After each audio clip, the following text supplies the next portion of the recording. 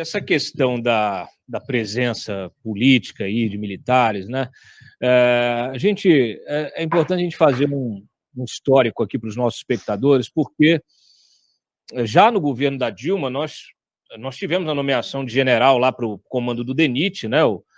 O Jorge Frache, né? Que assumiu o DENIT, ele era diretor de obras do Exército e foi nomeado pela Dilma justamente para limpar o DENIT de corrupção. Essa foi a justificativa que ela deu na época.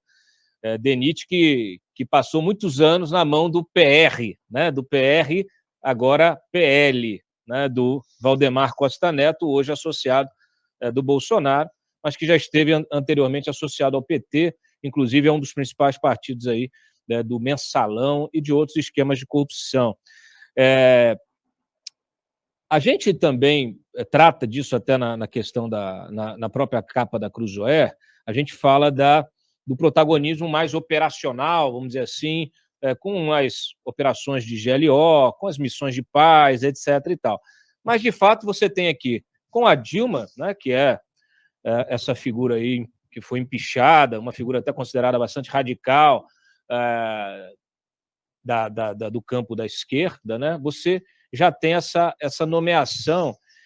E eu gostaria também de lembrar que nessa gestão do PT, tanto no governo Lula como da Dilma, nós tivemos, em alguns momentos, decisões ali de se manter o comandante do Exército por mais tempo do que era o tradicional, né, renovando o mandato, de se manter também o comandante da FAB, né, eu me lembro do Junice Sá, ficou também um longo período no comando da aeronáutica. O senhor percebe nesses gestos, nessas nomeações lá atrás, já uma tentativa de cooptação do poder militar? Por quê? O que estaria por trás desses gestos? É uma tentativa de se garantir, de se apoiar numa instituição que até então tinha aí uma credibilidade bastante alta na sociedade, junto à sociedade? Eu vou começar respondendo pela sua última frase. Este capital de credibilidade que as Forças Armadas adquiriram nesses 30 anos, entre 88 e 2018, em que construiu-se sociedade, Forças Armadas, lideranças políticas, uma muralha que separa os etos, os lugares e os fazeres dos militares, dos fazeres da luta política, né? Porque a luta política é de divisão, é de liderança formada de baixo para cima. E o campo militar é de união, de lideranças formadas de cima para baixo.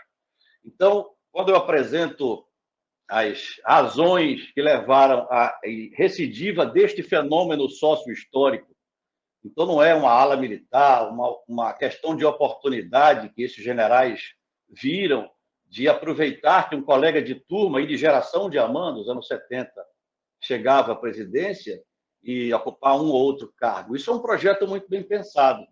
Mas ele tem 5 razões, ou 5 balizas, que podem permitir aos estudiosos do jornalismo, e fico muito feliz que, até que, enfim, uma imprensa liberal, uma imprensa que privilegia o Estado liberal, tenha se atentado que este protagonismo também é muito ruim para a consolidação do Estado democrático de direito.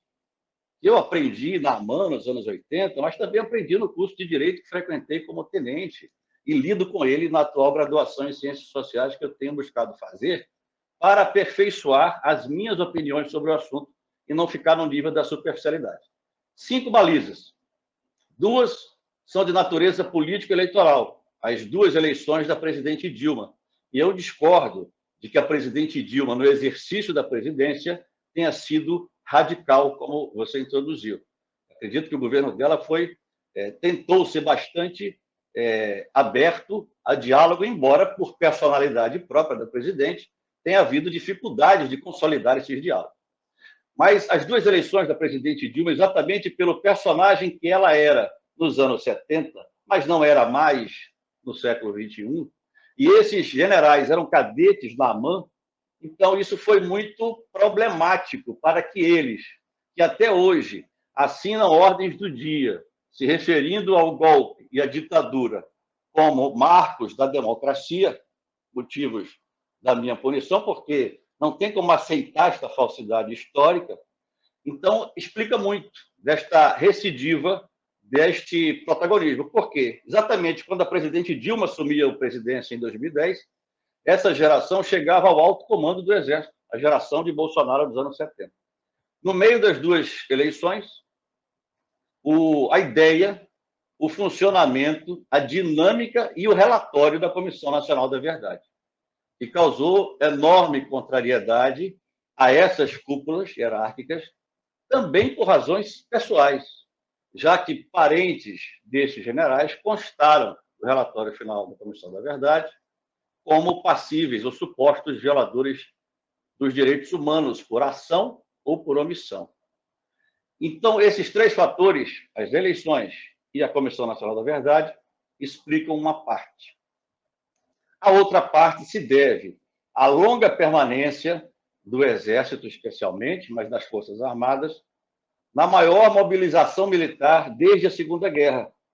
Apesar de não ser de caráter bélico, de guerra, mas uma operação de não-guerra, de natureza de paz, que foi no Haiti. Uma obra construída entre o governo do PT e o governo do então presidente Bush nos Estados Unidos em 2003, já que os Estados Unidos precisavam de tropas para atuar no Afeganistão, para atuar no Iraque, e precisaram passar este protagonismo operacional do Haiti para um aliado. Então, esta permanência por 10 anos, ela terminaria em 2010, mas o terremoto no Haiti a prolongou por mais 4. Também explicam, por várias razões, que não cabe aqui a gente aprofundar, porque não haverá tempo e é muito complexo, essa recidiva, esse interesse em continuar sendo protagonista. Como você bem colocou, eu tive curiosidade de assistir o seu programa semana passada, quando você apresentou a capa, até aí era um protagonismo operacional, mas por aquelas razões já ditas, de natureza política e por outras circunstâncias ligadas ao quinto fator, se transformou num protagonismo político muito visível, que não dá para esconder, e não se pode simplesmente ignorar que existe.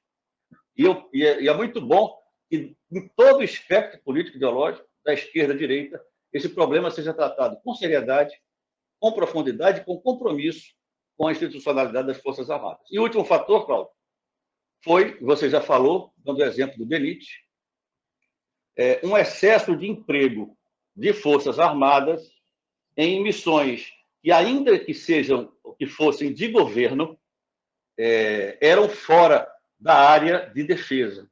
Né?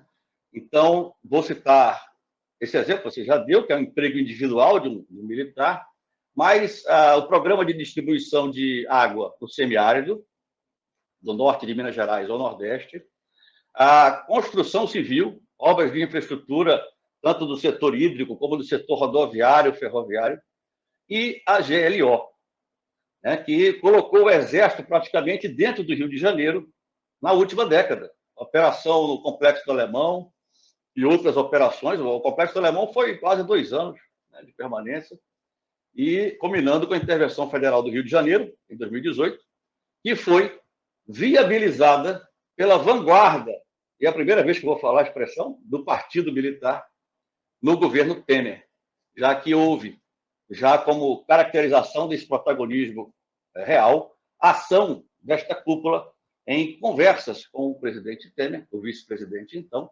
para viabilizar um governo com espaços já reservados para essa atuação política. Então, ainda que o governo do PT tenha responsabilidade, eu sempre digo isso quando alguém da esquerda ou algum elemento do PT, etc., me convida. A responsabilidade começa ali. Se a gente pudesse fazer um paralelo com o direito penal, aquela é uma responsabilidade culposa, né? Sem intenção. Acho que contribuiu. Mas a responsabilidade a partir do governo Temer foi, com todas as aspas, dolosa. Ou seja, houve a intenção de ser protagonista. Então, esses 5 fatores, Cláudio, explicam muito do que está acontecendo agora e que vai acontecer em outubro de 22.